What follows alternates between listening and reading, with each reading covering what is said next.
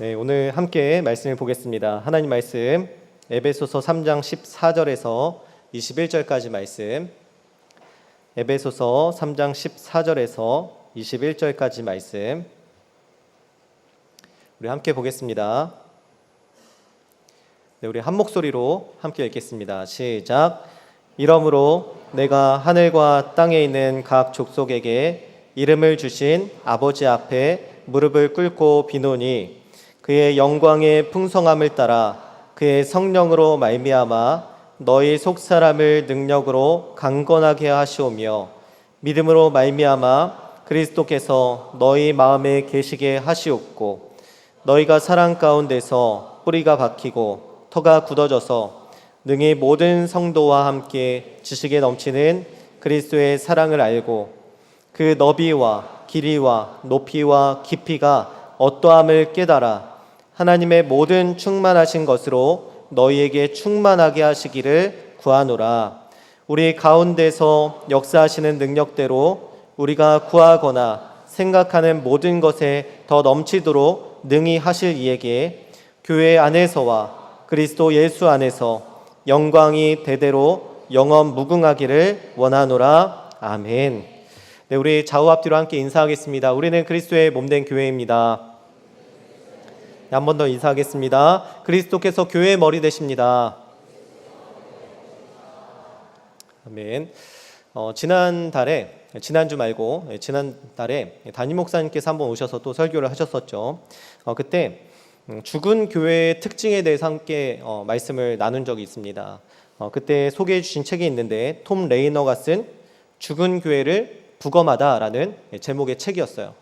여러분, 부검한다는 것은 사람의 사인을 찾기 위해서 그 시체를 이제 살펴보는 것을 부검이라고 하지 않습니까? 마찬가지로 죽은 교회를 부검한다는 것은 살아있는 교회를 대상으로 한 것이 아니라 이미 죽은 교회, 문을 닫은 교회가 왜 그렇게 됐는지, 그렇게 될 수밖에 없었던 이유가 무엇인지를 이제 살펴보는 그런 내용이 이 책에 담겨져 있었습니다. 그래서 저도 그 책을 한번 읽어봐야겠다는 생각을 가지고 그 책을 읽었고요. 그 책을 통해서 우리 청년부도 지금 어떤 상태인가를 한번 좀 생각해 봤으면 좋겠다라는 그런 생각을 가지고 책을 읽었습니다. 근데 그 책의 첫 내용은 저자와 한 환자가 만나는 그 만남으로 시작하고 있어요.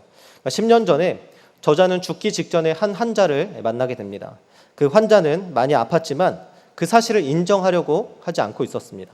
그러니까 자신의 병이 무엇인지, 자신이 어떠한 상태인지 알아야 인정해야만 자기가 어떻게 치료를 받을 수 있을지 그 이제 결과가 나오게 되는데 한사코 자신의 상태를 인정하지 않고 있었던 거예요. 그러니까 결국 저자는 그 환자에게 그 사람의 상태에 대해서 이제 사실대로 말하기 시작했습니다.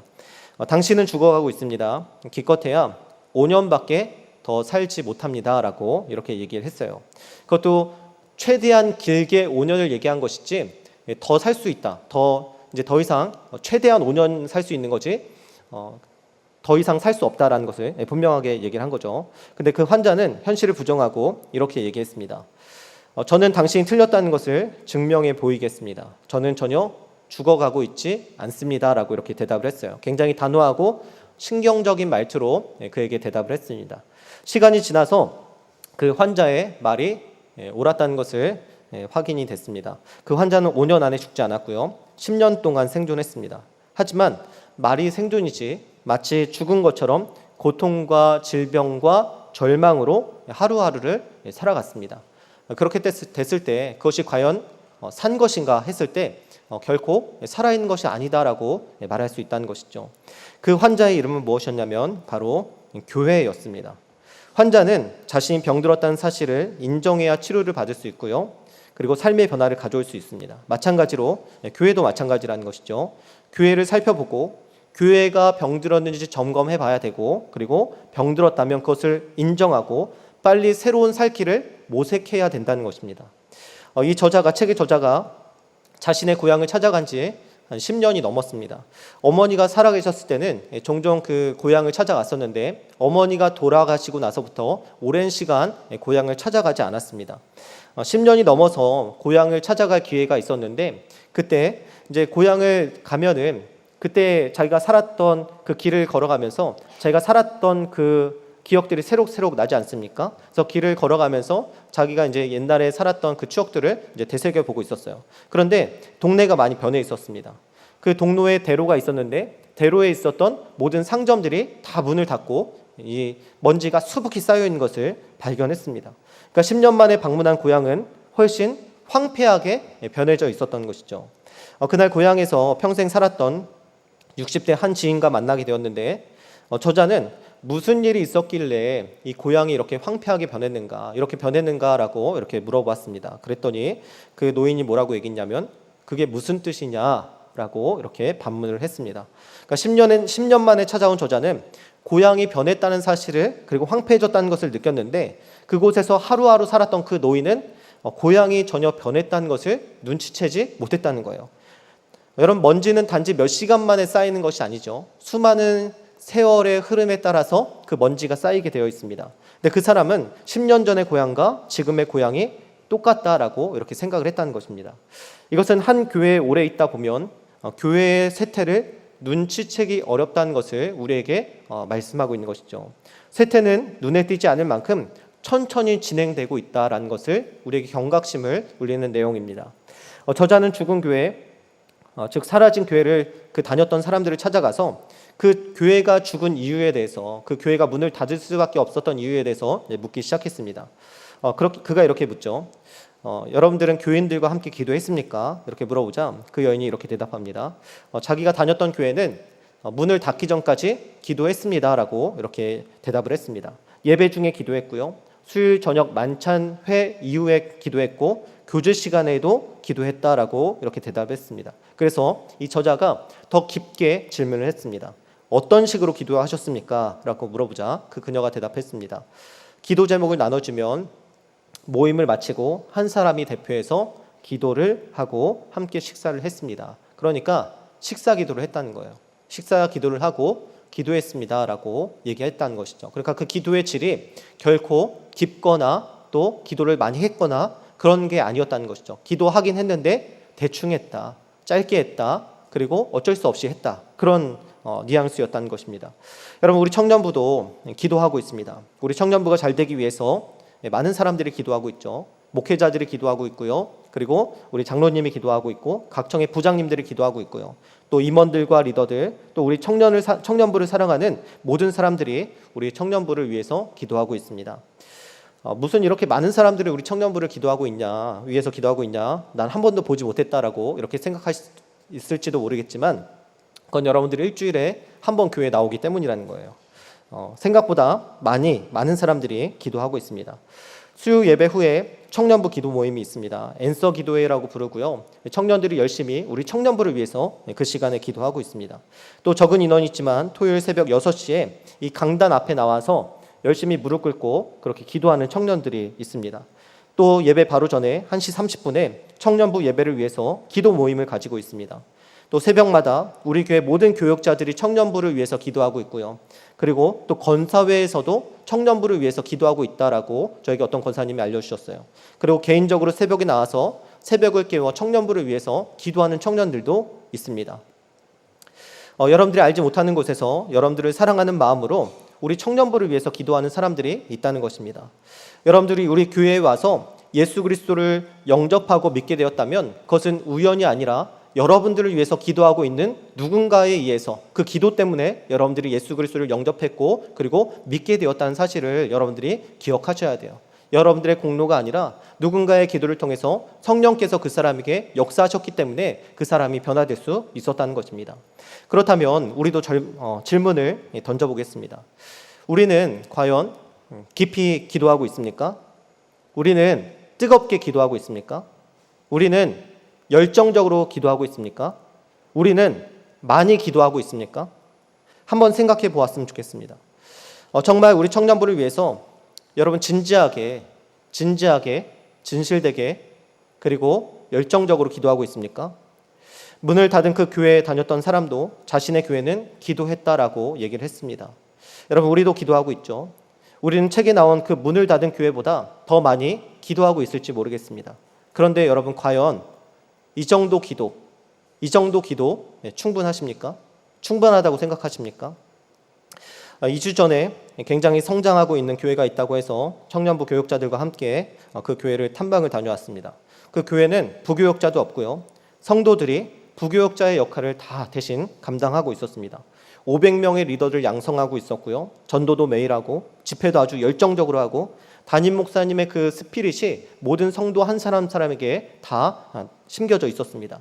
그런데 여러 가지 교회에 대해서 알려주셨지만 결국 가장 중요하게 말씀하신 것이 무엇이었냐면 기도였습니다. 그 교회는 저녁 3시간씩 매일 뜨겁게 기도한다라고 얘기했습니다. 많게는 7시간도 기도하고 하루 종일 기도할 때도 있다고 얘기했습니다. 기도밖에 답이 없다라고 그렇게 설명을 하셨어요. 기도하니까 예배에 많은 사람들이 영적으로 변화되고요. 중독이 끊어지고 말씀 시간에 마음에 찔림이 있어 회개가 일어나고 매 예배 때마다 그러한 일들이 일어난다는 것입니다. 그렇게 하나님을 경험하니까 사람들이 모이게 되고 점점 자라나게 되었다라고 얘기를 했습니다. 설명을 듣고 그 교회가 굉장히 대단하다라고 생각을 했습니다. 개척교회 15년 만에 이렇게 크게 성장시킨 것도 굉장하다라고 생각했습니다. 그런데 우리 청년부가 그것보다 못하다라는 생각은 하지 않았습니다. 우리도 제자훈련이 있고 은혜의 동산이 있고 국내에 해외 선교도 있고 수련회도 있고 일일 부흥회도 있고 일일 세미나도 있고 또 청년부 찬양팀 또 얼마나 잘하고 있습니까? 어느 것 하나 우리가 부족한 것이 없다라는 생각을 들었습니다. 그런데 한 가지 제 마음에 걸리는 게 있었어요. 그것이 무엇이었냐면 기도가 절대적으로 부족하다라는 생각을 하게 되었습니다. 그 목사님도 마가복음 9장 29절의 말씀을 인용하시면서 기도 외에 다른 것으로는 이런 종류가 나갈 수 없다라고 그렇게 말씀하셨습니다. 기도하니까 병든 자가 낫고 치유가 일어나고 믿음이 생기고 성령께서 강력하게 일하신다라고 그렇게 얘기를 해주셨습니다. 여러분 사도 바울도 항상 교회를 위해서 기도하고 있다라고 말씀하고 있습니다. 로마서 1장 9절은 이렇게 말씀합니다. 내가 그의 아들의 복음 안에서 내 심령으로 섬기는 하나님이 나의 증인이 되시거니와 항상 내 기도에 쉬지 않고 너희를 말하며. 하나님이 나의 증인이 되시는데 어떤 증인이 되시냐? 내가 항상 너희를 쉬지 않고 기도하는 것에 대해서 하나님이 증인이시다라고 말씀하고 있어요. 또 빌립보서 1장 3절과 4절 말씀입니다.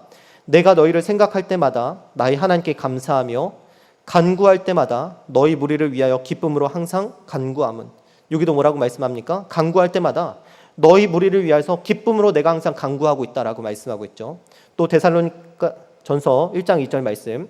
우리가 너희 모두로 말미암아 항상 하나님께 감사하며 기도할 때에 너희를 기억함은. 여기서도 항상 하나님께 감사하며 기도한다. 너희를 위해서 내가 기도한다, 기억한다라고 말씀하고 있습니다. 사도 바울은 기도한다라고 말씀하고 있어요. 그런데 그냥 기도하지 않고 항상 기도하고 있다. 내가 기도할 때마다 항상 너희를 기억하고 있다라고 이렇게 말씀하고 있습니다. 사무엘상 12장 23절도 이렇게 말씀합니다. 나는 너희를 위하여 기도하기를 쉬는 죄를 여호와 앞에 결단코 범하지 아니하고. 이 말씀은 이 이스라엘을 다스렸던 사사였던 사무엘이 이제 자기의 퇴장하는 그 시간에 이제 자기의 소감을 밝히는 거예요. 이제 나는 물러간다. 내가 그동안 너희를 다스렸지만 이제 나는 물러가고 나를 대신해서 너희가 그렇게 세우고자 원했던 왕 사울이 세워졌으니 이제 나는 물러간다. 나는 내 할 일이 다 끝났다. 그런데 결단코 한 가지 일만은 내가 내려놓지 않겠다. 한 가지 일만은 내가 포기하지 않겠다. 다 이제 사울이 할 텐데 나는 그 한 가지만 하겠다. 그것이 무엇입니까? 기도. 내가 너희를 기도하는 일은 절대 쉬지 않겠다라고 이 사무엘이 얘기하고 있습니다. 한국교회에 어려운 일이 생기고 영적인 갱신을 위해서 할 때 꼭 쓰는 말이 있습니다. 초대교회로 돌아가자. 우리 초대교회로 돌아갑시다 라고 이런 말을 많이 사용합니다. 그런데 그 초대교회의 특징이 무엇입니까? 기도라는 것이죠. 오순절 마가의 다락방에서 10일 동안 그 120명의 사람들이 열심히 기도했을 때 어떠한 일이 일어났습니까? 방언이 터지고 각 사람이 각 나라의 말로 방언을 하고 복음을 전하게 되고 그리고 성령이 임하고 성령으로 충만해지고 베드로의 설교로 3,000명의 사람들이 복음을 듣고 돌아오고 죄사함의 역사가 일어나고 결국 성령께서 강력히 역사하셔서 교회, 그 초대교회가 생겨나게 되었습니다. 그 초대교회를 두고 성경은 이렇게 말씀하고 있죠. 사도행전 2장 42절의 말씀입니다. 그들이 사도의 가르침을 받아 서로 교제하고 떡을 떼며 오로지 기도하기를 힘쓰니라. 그들이 사도의 가르침을 받았고 교제하고 떡을 뗐지만 뭐에 힘썼다고 말씀하고 있습니까? 기도하기에 힘썼다. 오로지 기도하기에 힘썼다라고 말씀하고 있습니다. 우리는 그들이 기도하기에 힘썼다는 단어를 주목할 필요가 있어요. 대충 기도하지 않았고 오로지 기도하기에 힘썼다라고 성경은 이 초대교회를 그렇게 묘사하고 있습니다. 그러니까 그 로마 시대의 핍박과 어려움 속에서도 그만한 부흥을 이뤄낼 수 있었고요. 그러한 신앙을 지키고 유지할 수 있었던 것입니다. 사도행전 4장 31절에 이렇게 말씀합니다. 빌기를 다함에 모인 곳이 진동하더니 무리가 다 성령이 충만하여 담대히 하나님의 말씀을 전하니라. 이 말씀은 사도들이 예수 그리스도를 막 전하기 시작하니까 이제 이스라엘 당국의 지도자들이 그들을 붙잡는 거예요. 너희들 예수 그리스도의 이름으로 다시 한번 그 말씀을 전하면 가만두지 않을 거야. 너희 죽을 수도 있어 라고 이렇게 협박을 했습니다. 그러자 사도들이 다 같이 모여서 기도하기 시작했습니다. 기도하니까 어떤 일이 일어났습니까? 모인 곳이 진동하고요. 모두가 성령이 충만해서 두려움을 극복하고 하나님의 말씀을 담대히 전했다라고 말씀하고 있습니다. 지난번 행복축제 때 청년들과 함께 이 나눔을 했던 적이 있어요. 그때 청년들이 뭐라고 했냐면 지인들을 데려오는 것이 쉽지 않다. 열심히 데려오긴 했는데 데려오고 나서 관계가 서먹해지고 관계가 굉장히 어색해졌다라고 이렇게 얘기를 했습니다. 그 얘기를 듣고 그럴 수 있다라고 생각했습니다. 매년 2번 하는 행복축제에 지인들, 가족들을 데려왔는데 아무런 변화가 없으면 서먹해질 수도 있겠다라고 그렇게 생각을 했습니다. 그런데 저는 이해는 했지만 그것에 대해서 어느 정도 이해는 했지만 동의하지는 않았습니다. 왜냐하면 기도하면 되기 때문이라는 거예요. 한 사람이 죽게 돌아오는 것이 얼마나 어렵습니까? 대충 기도해서는 안 된다는 것이죠. 온 교회가 마음을 모아서 기도하고 또 개인적으로도 열심히 기도하고 우리 청년부가 마음을 다해서 열심히 기도할 때 그럴 때 성령께서 역사하시고 그 사람들의 마음을 변화시켜 주신다는 거예요. 물론 그 청년들이 기도를 안 했다는 것이 아니죠. 그러나 우리가 더 마음을 모아서 더 열심히 기도해야 된다는 것입니다. 한 영혼 죽게 돌아온 것이 결코 쉽지 않은 일이라는 거예요. 기도하지 않으면 그 일들이 결코 일어나지 않는다는 것입니다. 기도할 때에야 성령께서 역사하시고 그 사람들의 마음의 문을 열어주시고 두드려 주신다는 것입니다. 아까 좀 전에 읽었던 사도행전 말씀 뭐라고 말씀합니까? 사도들이 성령에 충만하여서 담대히 하나님의 말씀을 전했다라고 말씀하고 있습니다. 기도하고 성령 충만하니까 담대하게 전도할 수 있다라고 말씀하고 있는 거예요. 그들이 위협을 받고 죽음의 위협 속에서도 기도하니까 성령 충만하니까 그들이 담대하게 하나님의 말씀을 전했다라고 성경은 말씀하고 있습니다. 우리 힘으로 전도하고 우리 힘으로 그들을 변화시키려고 하면 실패할 수밖에 없다는 거예요. 우리가 아무리 전도를 많이 할지라도 우리가 기도하지 않으면 그때 성령께서 역사하지 않으신다는 것이죠. 왜냐하면 사탄은 우는 사자와 같이 두루 삼킬 자를 찾고 있기 때문이라는 것입니다. 여러분, 그러나 기도하면 된다는 거예요. 기도하면 성령께서 역사하셔서 안 될 일도 되게 하신다는 것입니다. 우리가 못하니까 기도해야 된다는 거예요. 우리가 할 수 없으니까 기도해서 성령을 의지할 수밖에 없다는 것입니다. 우리가 믿음으로 기도하고 전도해야 된다는 것입니다. 이번 행복축제에도 우리 백운영 전사님이 이제 총무단들과 임원 총무단들과 함께 이 행복축제를 준비하고 있습니다. 근데 제가 그렇게 부탁했어요. 이번 행복축제는 정말 연례 행사가 아니라 본질에 집중하는 행복축제가 되었으면 좋겠다. 물론 그 전에 행복축제가 본질에 집중하지 않았다는 것은 아니에요. 그런데 그냥 전도에 집중하고 기도에만 집중했으면 좋겠다라고 그렇게 뜻을 전했습니다. 기도하면 된다. 기도하면 된다. 성령 충만하면 된다라는 것을, 이런 확신을 행복축제 때 우리가 느꼈으면 좋겠다는, 경험했으면 좋겠다는 마음으로 그렇게 뜻을 전했습니다. 기도할 때 우리가 정말 마음 모아서 뜨겁게 기도하고 전도하면 성령께서 역사하신다는 거예요. 성경에서 그렇게 기록하고 있지 않습니까? 성령에서 거짓을 기록하고 있지 않잖아요. 성령께서 된다면, 성경에서 된다면 우리도 할 수 있다는 거예요. 성경에서 기도하고 성령의 역사가 일어났다면 우리도 기도할 때 성령의 역사가 일어난다는 것입니다. 매년 2번 해야 되는 행사가 아니라 하나님이 하시는 전도의 현장을 우리도 경험해 봐야 되지 않겠습니까? 성령께서 역사하시는 그 놀라운 기적의 역사를 우리도 경험해 봐야 되지 않겠습니까? 교역자들이 찾아간 그 교회 목사님도 그런 말씀을 하시더라고요. 성도들이 정말 하나님을 아는 것이 맞냐? 하나님을 경험하지 못했는데 기적을 베푸시는 하나님에 대해서 아는 것이 맞냐? 하나님을 경험하지 못했는데 치유하시는 하나님에 대해서 아는 것이 맞냐? 하나님을 경험하지 못했는데 기도에 응답하시는 하나님을 아는 것이 맞냐? 하나님을 경험해 보지 않고 하나님을 안다고 말하는 게 정말 맞냐라고 이렇게 이야기를 하셨습니다. 여러분, 우리가 뜨겁게 열정적으로 기도하지 않고 하나님이 행복축제에 역사하지 않으신다라고 말하는 것이 과연 맞냐라고 묻고 있는 것입니다. 누가복음 11장 9절에서 13절은 이렇게 말씀합니다. 우리 말씀 우리 한 목소리를 읽겠습니다. 9절에서 13절 시작. 내가 또 너희에게 이르노니 구하라 그러면 너희에게 주실 것이요 찾으라 그러면 찾아낼 것이요 문을 두드리라 그러면 너희에게 열릴 것이니 구하는 이마다 받을 것이요 찾는 이는 찾아낼 것이요 두드리는 이에게는 열릴 것이니라. 너희 중에 아버지 된 자로서 누가 아들이 생선을 달라 하는데 생선 대신에 뱀을 주며 알을 달라 하는데 전갈을 주겠느냐. 너희가 악할지라도 좋은 것을 자식에게 줄 줄 알거든 하물며 너희 하늘 아버지께서 구하는 자에게 성령을 주시지 않겠느냐 하시니라. 아멘. 여러분, 아주 유명한 말씀이죠. 우리가 기도에 대해서 항상 얘기할 때 이 말씀이 빠지지 않습니다. 그러나 결론적으로 이 말씀에서 하시고자 하는 그 말씀, 그 내용이 무엇입니까?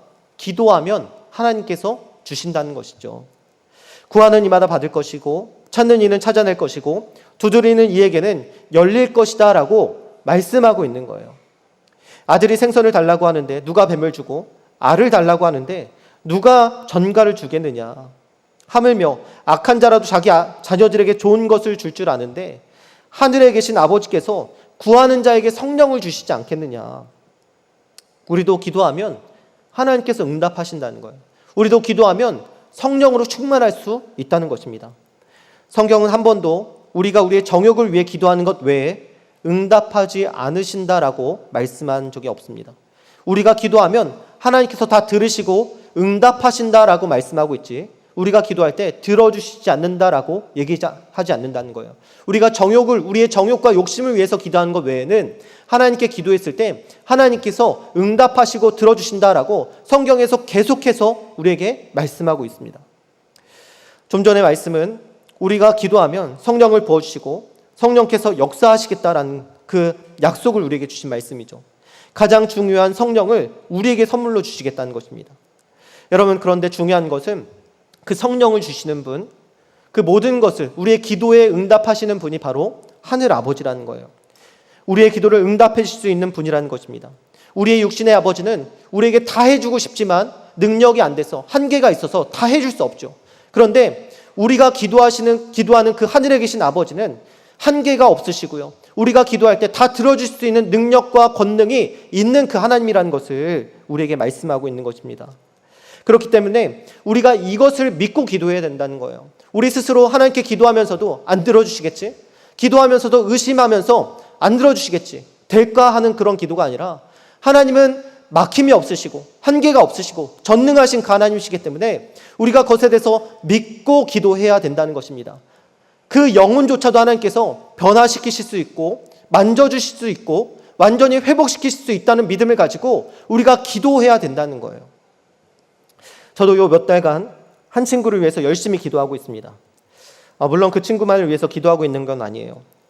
제 핸드폰에 보면 저랑 신방했던 친구들의 기도 제목이 쭉 다 이렇게 가득 차 있습니다. 그 친구들을 위해서 기도하지만 특별히 한 친구를 위해서 더 열심히 기도하고 있습니다. 근데 그 친구가 어려움이 있는데 그 어려움이 사그러지지 않고 있습니다. 매일 기도하고 열심히 기도하는데 차도가 보이지 않고 오히려 더 어려워지는 것을 볼 때 하나님이 해결해 주시지 않는 것 아닐까라는 그런 의심이 저에게도 싹쓸 때가 있다는 거예요. 그럴 때마다 저는 주기도문을 외워요. 하늘에 계신 우리 아버지, 하늘에 계신 우리 아버지. 무슨 의미입니까? 우리의 아버지 되신 하나님께서 하늘에 계신 분이라는 거예요. 모든 것을 다스리시고 모든 것을 통치하시는 그 전능하신 하나님이라는 거예요. 그렇게 그 말씀을 기억하면서 그 주기도문을 상기하면서 그렇게 기도하는 것입니다. 그리고 포기하지 않고 기도하는 것이죠. 그렇게 기도하니까 하나님께서 지금은 조금씩 길을 열어주시는 것을 보게 됩니다. 그리고 더 믿고 그것을 붙잡고 소망하면서 간절하게 더 기도하게 되는 것이죠. 여러분, 기도하면 됩니다. 여러분, 기도해야 됩니다. 우리는 기도의 특권을 받은 자들이에요. 이 특권을 사용하지 않는 것이 얼마나 큰 낭비입니까? 이번 행복축제 기간에 우리 안에 기도의 부흥이 일어나기 소망합니다. 기도의 바람이 불기를 소망합니다. 우리 안에 기도를 통해서 성령의 역사가 우리 청년반에 가득해지기를 간절히 소망합니다. 여러분들이 그 놀라운 하나님, 기도할 때 역사하시고 기도할 때 일하시는 그 놀라운 성령의 역사를 모두가 경험하시기를 예수님의 이름으로 소망하고 축복합니다. 오늘 말씀에서도 사도 바울은 기도하고 있습니다. 에베소서 3장 14절과 15절 말씀인데요. 우리 두 절 말씀 같이 읽겠습니다. 시작. 이러므로 내가 하늘과 땅에 있는 각 족속에게 이름을 주신 아버지 앞에 무릎을 꿇고 비노니. 네, 비노니까지 하겠습니다. 자, 사도 바울은 하늘과 땅에 있는 각 족속에게 이름을 주신 아버지 앞에 기도하고 있어요. 그러니까 전능하신 하나님 앞에 모든 것에 이름을 주신다는 것은 모든 것이 다 하나님의 소유라는 것이죠. 그 하나님 앞에 모든 것의 소유의 주인이신 그 하나님 앞에 기도하고 있다라고 말씀하고 있습니다. 그런데 어떤 상태로 기도하고 있습니까? 무릎 꿇고 기도하고 있어요. 간절히 기도하고 있다는 것이죠. 성도를 향해 기도할 때 대충 기도하지 않고 간절한 마음으로 정말 온 마음을 다해서 기도하고 있다라고 말씀하고 있는 것입니다. 여러분, 우리는 기도할 때 간절히 기도해야 합니다. 정말 이 시간이 아니면 안 된다는 마음을 가지고 기도해야 된다는 것이죠. 여러분, 한 번 기도할 때 간절하게 정말 간절한 마음으로 사모하는 마음으로 기도해야 된다는 것입니다. 여러분들이 오늘 말씀을 끝나는 이 결단 기도의 시간 가운데 여러분들이 하나님 앞에 간절히 기도하시기를 바랍니다. 예레미야 29장 12절과 13절은 이렇게 말씀합니다. 우리 두 절 말씀도 같이 읽을게요. 시작. 너희가 내게 부르짖으며 내게 와서 기도하면 내가 너희들의 기도를 들을 것이요 너희가 온 마음으로 나를 구하면 나를 찾을 것이요 나를 만나리라. 네, 뭐라고 말씀하고 있습니까? 내게 부르짖으며 내게 와서 기도하면 그 기도를 들을 것이다 라고 말씀하고 있어요. 너희가 온 마음으로 나를 구하면 나를 찾을 것이고 나를 만날 것이다 라고 말씀하고 있어요. 여러분, 금요 성령 기도회 때 우리가 기도 다 끝나고 다 나와서 우리가 기도하고 싶은 사람들 강단에 나와서 기도하고 있지 않습니까? 괜히 강단에 나와서 기도하는 게 아니에요. 간절한 마음으로 기도할 때 하나님께서 들어주신다는 거예요. 새벽 예배 때도 다 나와서 앞에서 열심히 기도하지 않습니까? 그냥 강단에 할 게 없어서 거기 자리가 불편해서 나오는 게 아니죠. 간절한 마음으로 기도할 때 하나님께서 응답하신다는 거예요. 그 부르짖음을 하나님께서 기억하시고 들어주신다는 것입니다. 여러분, 오늘 여러분들이 간절히 기도할 때, 여러분들 행복축제를 위해서 간절히 기도할 때, 여러분들 그 영혼들을 위해서 간절히 기도할 때 하나님께서 반드시 응답하시고 역사하신다는 것입니다. 또 에베소 3장 16절은 이렇게 말씀합니다. 우리 16절 말씀도 같이 읽겠습니다. 그의 영광의 풍성함을 따라 그의 성령으로 말미암아 너희 속사람을 능력으로 강건하게 하시오며. 하나님께서 우리의 기도를 들어주시는 이유는 그의 영광의 풍성함 때문이에요. 하나님은 풍성하신 분입니다. 쪼잔하시고 들어줄까 말까 우리에게 밀당하시거나 우리를 놀리거나 협박하시는 그런 분이 아니라는 거죠. 하나님은 그 아들 예수 그리스도를 우리에게 주시는 것 주셨다는 거죠.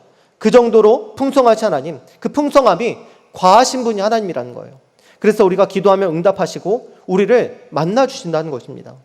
사도 바울이 그 풍성하신 하나님께 첫 번째로 구하는 것은 바로 성령의 능력이라는 거죠. 성령의 능력으로 우리의 속사람이 강건해지기를 위해서 기도하고 있습니다. 사도 바울은 당시 가난했던 그 성도들을 위해서, 핍박받았던 성도들을 위해서 그들이 잘 살게 해달라고, 이 핍박이 없어지게 해달라고 그렇게 기도하지 않고 있습니다. 베드로 전후서도 고난받는 교회들을 향해서 보내는 그 편지인데, 그 베드로 사도가 그 교회들에게 썼던 편지에는 어떤 내용이 있냐? 그들의 고난 가운데 이 고난이 없어지기를 위해서 기도하거나 그들이 이 핍박 속에서 핍박이 없어지기 위해서 그렇게 기도하거나 그들에게 그렇게 얘기하지 않는다는 것이죠. 뭐라고 그들에게 말씀을 하고 있냐면 그들이 인내하도록 조언하고 믿고 기다리고 참으라고 그렇게 계속해서 말씀하고 기도하고 있습니다. 여러분, 사도 바울도 마찬가지죠. 그들의 속사람이 강건해지기를 위해서 기도하고 있습니다. 왜냐하면 우리의 마음이 바뀌면 그 상황이 바뀌기 때문이라는 거예요. 같은 상황인데 그전에는 마음이 불안하고 그리고 절망적이었다면 마음이 바뀌고 나서 바라봤을 때 그 상황은 완전히 다른 상황으로 바뀐다는 것입니다. 상황이 변하지 않을지라도, 상황은 같을지라도 우리의 마음이 변하면 그 상황조차도 완전히 다르게 보인다는 거예요. 그전엔 낙심과 절망이었다면 이제 고난과 어려움 속에서도 평안과 감사로 우리의 마음을 잔잔하게 우리가 유지할 수 있다는 것입니다. 사도 바울이 원하는 것, 하나님이 원하시는 것은 바로 이와 같은 성령의 능력으로 우리의 속사람이 강건해지길 원한다는 거예요. 우리가 무엇을 잘 해내는 것보다 더 귀한 것은 우리의 마음이 변화되는 것입니다. 어떤 상황에서도 더 단단하게, 더 굳세게 변화하는 그 마음을 하나님께서 원하신다는 거예요. 성령의 능력으로 그것이 가능하다는 것입니다. 여러분들 두려운 마음, 전도할 때 두려운 마음, 성령께서 역사하시면 우리 마음도 강건해지고 단단해질 수 있다는 것입니다. 또 에베소서 3장 17절 말씀, 우리 17절 말씀 같이 읽겠습니다. 믿음으로 말미암아 그리스도께서 너희 마음에 계시게 하시옵고 너희가 사랑 가운데서 뿌리가 박히고 터가 굳어져서. 네, 이 말씀은 예수님이 우리 안에 거하시지 않는데 거하게 해달라고, 계시게 해달라고 기도하는 것이 아닙니다. 우리를 통치해달라고 기도하는 것이죠. 내 욕망과 욕심, 내 자아가 죽고 예수님께서 오셔서 우리를 다스려 주십시오라고 기도하는 것입니다. 그래서 사도 바울은 갈라디아서 2장 20절에 말씀하고 있지 않습니까? 내가 그리스도와 함께 십자가에 못 박혔나니 그런즉 이제는 내가 사는 것이 아니요 오직 내 안에 그리스도께서 사시는 것이라. 내가 죽고 내 안에 오셔서 그리스도께서 통치해달라라고 기도하고 있는 것입니다. 우리 안에 누가 들어와 사느냐에 따라서 우리의 삶도 달라지게 되어 있습니다. 어떤 집에 깨끗한 사람이 들어와 살면 그 집은 깨끗하게 될 것이고 더러운 사람이 들어와서 살면 더러운 것처럼 우리 안에도 예수님이 들어오시면 우리 안에 예수님의 특성이 발휘되게 되어 있다는 거예요. 내가 죽고 예수님께서 드러나게 되어 있다는 것입니다. 우리가 점점 예수님처럼 변화된다는 것입니다. 그래서 17절 말씀에 다시 보면 17절 말씀 다시 한번 띄워주세요. 17절 다시 보면 우리가 사랑 가운데서 뿌리가 박히고 터가 굳건해지는 것이라고 말씀하고 있어요. 성령의 능력으로 우리의 속사람을 강건하게 하시고 예수 그리스도 안에서 예수 그리스도께서 우리를 통치하실 때 우리는 사랑 안에서 뿌리가 박히고 터가 굳건해진다는 것입니다. 여러분, 나무의 뿌리가 깊이 박히는 것을 한번 상상해 보십시오. 건물의 터가 아주 잘 다져져 있는 것을 여러분 상상해 보십시오. 아주 단단하고 튼튼한, 비바람에도 흔들리지 않는 모습들이 아마 상상이 될 거예요. 사도 바울은 우리가 그렇게 되기를 바라는 것입니다. 우리가 비바람에도 흔들리지 않는 뿌리가 깊이 박힌 그 나무가 되기를, 그 터가 완전히 단단하게 그 반석에 잘 다져져서 그 위에 세워져 있는 굳건한 그 건물과 집이 되기를 우리에게 바라고 있고 또 그것을 위해서 기도하고 있는 것입니다.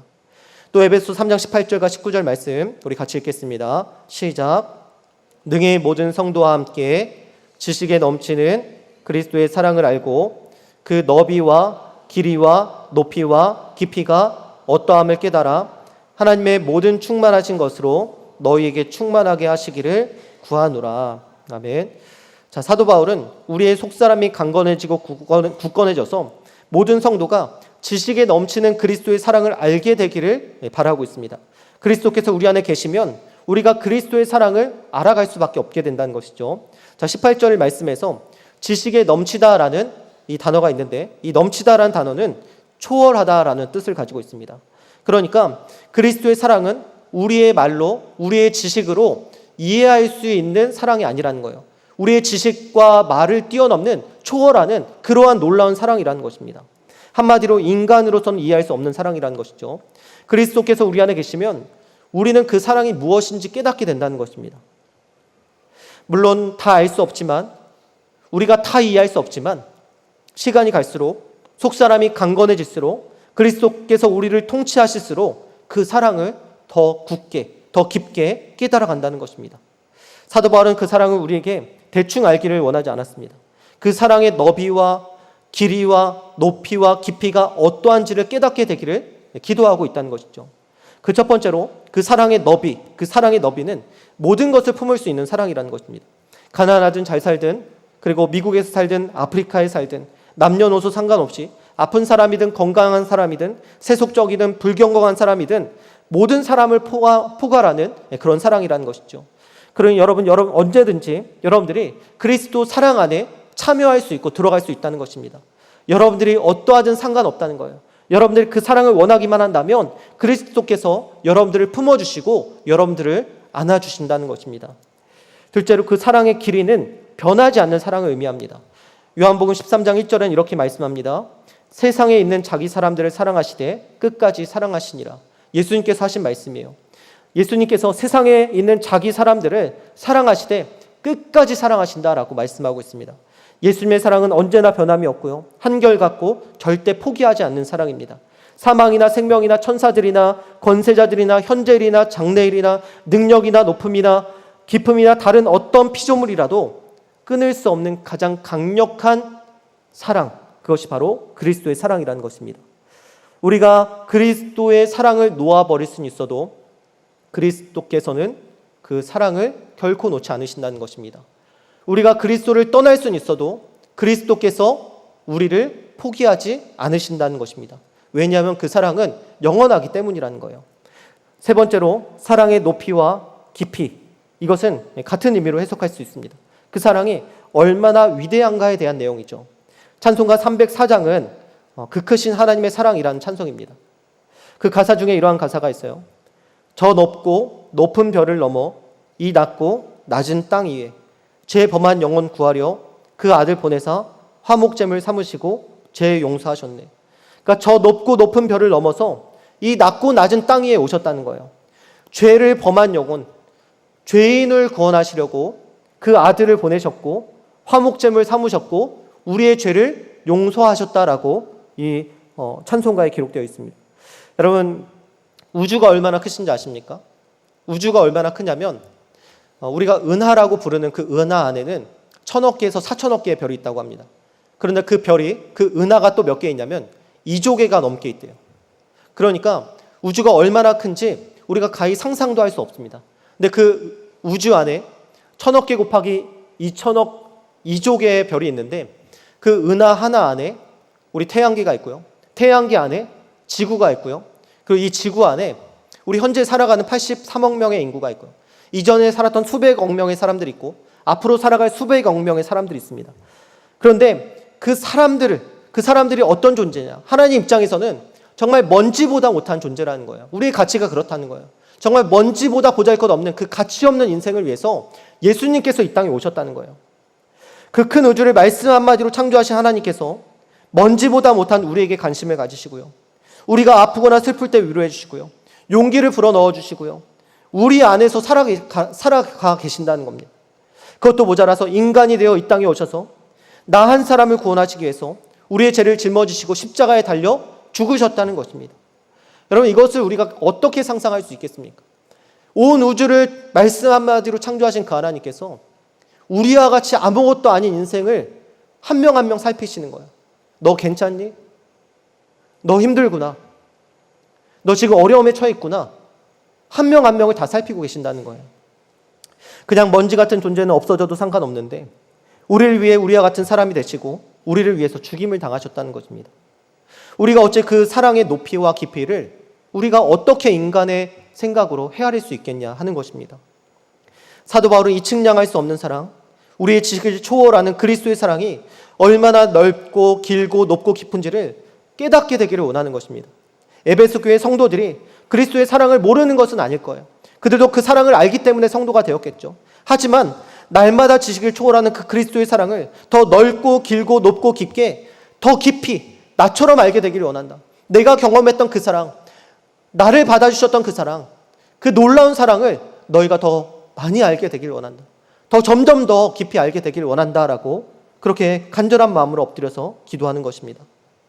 그런데 여러분, 이것은 에베소 교회만 해당되는 것이 아니죠. 우리가 알고 있는 그리스도의 사랑을 우리만 아는 것으로 끝나면 되겠습니까?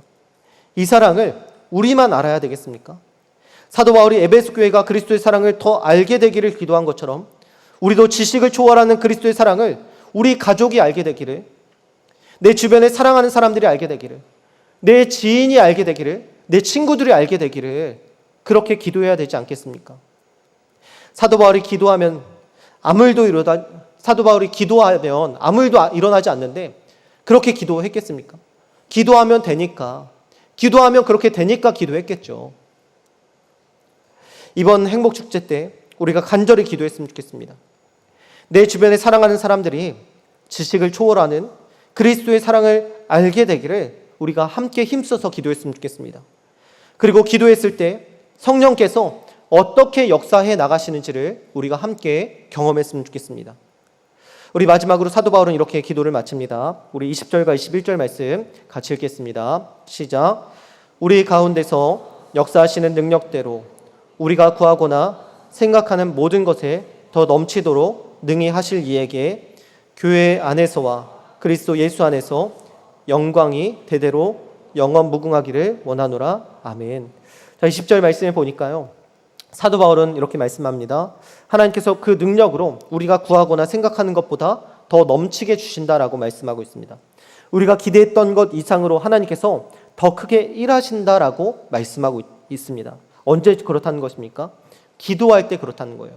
우리가 기도할 때 하나님께서 우리 가운데 역사하시는 능력대로 우리가 구하거나 생각하는 모든 것에 더 넘치도록 능히 하신다, 일하신다라고, 역사하신다라고 말씀하고 있습니다. 그리고 하나님은 그 놀라운 역사를 통해서 자신의 영광을 드러내신다는 것입니다. 사랑하는 여러분, 이번 행복축제 간절한 마음으로 함께 기도하시지 않으시겠습니까? 여러분, 기도하면 반드시 하나님께서 응답하십니다. 우리가 구하거나 생각하는 모든 것에 더 넘치도록 하나님께서 능히 일하여 주실 것입니다. 이번 행복축제가 우리에게 정말 행복한 축제, 하나님께 기쁨이 되는 그 행복축제가 되길 소망합니다. 그냥 연례적으로 어쩔 수 없이 하는 행사가 아니라 우리가 간절히 기도하고 또 기도해서 성령께서 역사하셔서 정말 우리가 사랑했던 그 사람들이 변화되는, 또 내가 변화되는 그 놀라운 역사들을 우리가 함께 두 눈으로 보았으면 좋겠습니다. 그래서 우리 청년부 안에 다시 성령의 역사가 일어나는 청년부, 기도의 바람이 부는 청년부, 기도의 역사가 일어나는 그런 청년부로 우리가 정말 다시 세워져 나가기를 예수님의 이름으로 축복합니다.